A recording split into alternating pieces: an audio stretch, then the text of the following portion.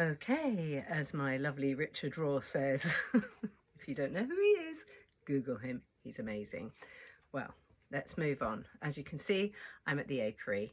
It's 8:20 in the evening, and the reason I'm up here so late is because I'm going to join two hives together.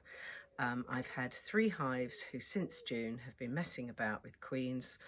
It's been an ongoing theme this particular summer, not just with me but with lots of people because of the weather mainly.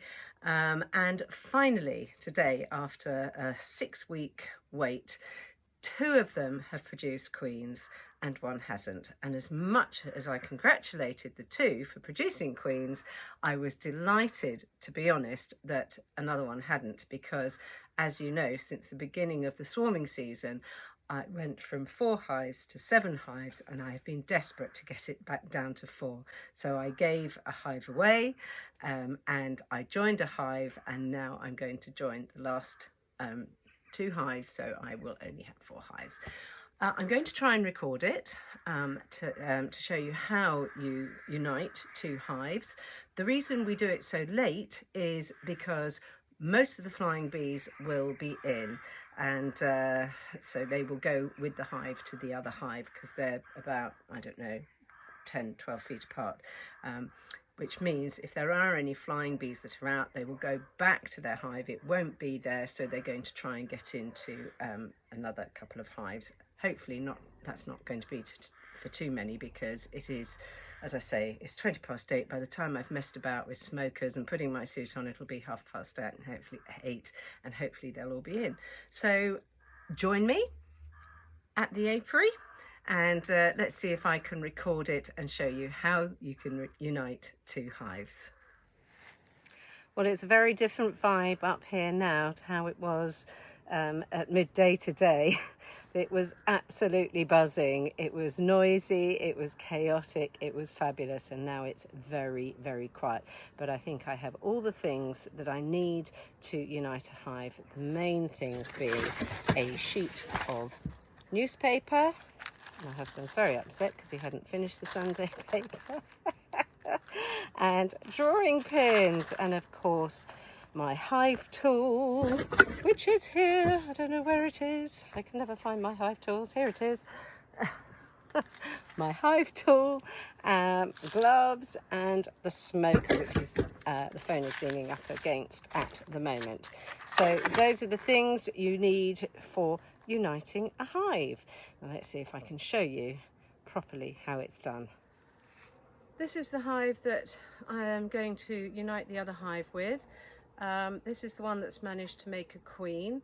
So it's always better to have the one with the queen on the bottom, I think. I don't know if I read that somewhere or I've made it up, but I always put the one that has the queen at the bottom.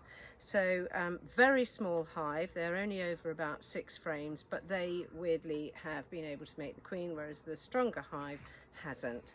So first of all, I shall remove the lid. Easy.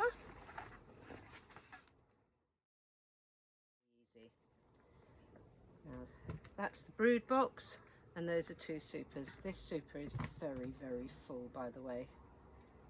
So just take it off. As you can see, they are really quiet, which is what we want when we are uniting 2 hives. So I'm going to lay this sheet of paper over here. That's woken them up a bit. And then, as they're so quiet, I'm going to take my gloves off because it'll be quicker and easier to manipulate the drawing pins.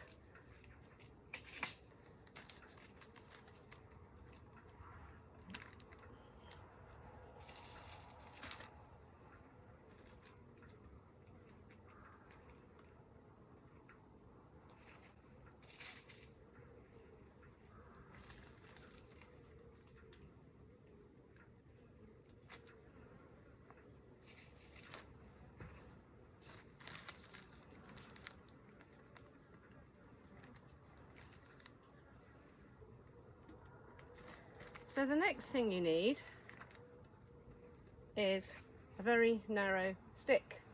Oh, not that narrow. Something like that. And then you're going to put little holes in between the frames. Just randomly. Just going to see if you can see what I'm doing with this stick. I've just found in between the frames, just little holes randomly all over it. Newspaper, like that.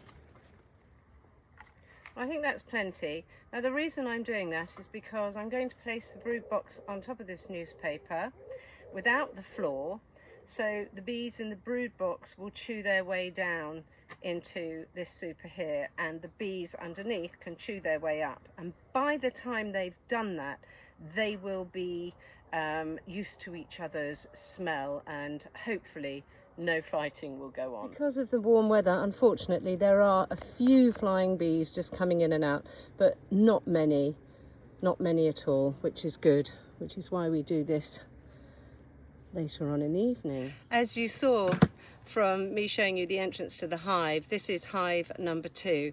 So I'm going to do two things. I'm going to take the roof off, and then it's not so heavy to carry, and it'll be fine because there's a crown board on there.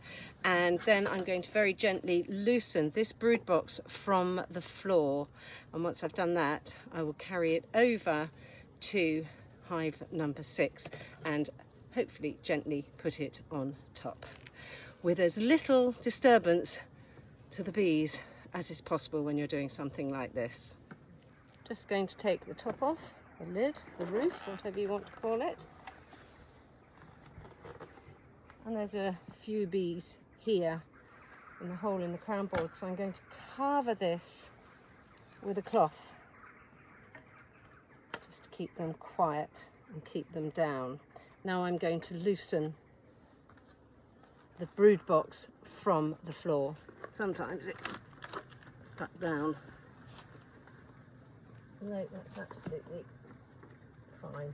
Well, that was easy, which is great. No jolting the hive, which is makes it even easier. And now I'm going to lift it up and carry it across. It is heavy, it is full of bees. There's about 9 frames worth of bees in here.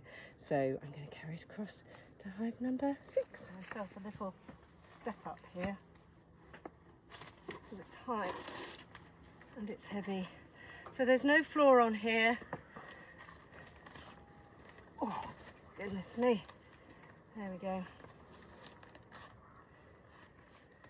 So that has sat very nicely on top of there. So that's on there like that. That's lovely. Because there's no floor, there's no door, so it is just an enclosed box. So the bees in that box will chew their way through the paper, the bees in that box will chew their way through the paper, and eventually, after a day or so, they will all meet, and after a couple of days or 3 days, I will then come up and see how it's gone, and I will show you how it's gone. But first of all, I'm going to replace the roof. I've just removed this cloth, and before they all start flying off, I'm going to pop the roof back on. Well, that really went very well, and simply that's how you unite a hive. But let me just show you the ones that are left behind. So there's the floor with a few confused bees wondering where their hive has gone, but honestly they'll be fine. I will shake them off the floor in just a moment, and they will try and get into either this hive or this hive, and I'm sure they'll be let in. They will be fine. There's not that many. Can you imagine if you'd done it in the middle of the day? There would be thousands. This way there's just a few. And there you have it. I don't know what the time is. It's 5 to 9, so that didn't take long at all, considering I was making a video of it as well. That's how quickly you get hot in a bee suit at this time of year. Anyway, so that's that done. I'd like to say that's it. It's not. I'll have to come back in 2 or 3 days' time and take off that box, remove the sheet of newspaper and shake any bees that haven't gone down into their new home. But they will have been mixing very well with the bees in their new home, so it shouldn't be a problem at all. But I'll show you that as well. I'll do another video. Suffice to say, I did say that there wasn't a queen in that hive, but you have to make sure that there's no queen in that hive, or else it could be a disaster. It'll be war between the queens. So make absolutely sure you don't have a queen. There's no sign of any eggs in the hive you're going to unite with the queenright hive before you do what I've just done.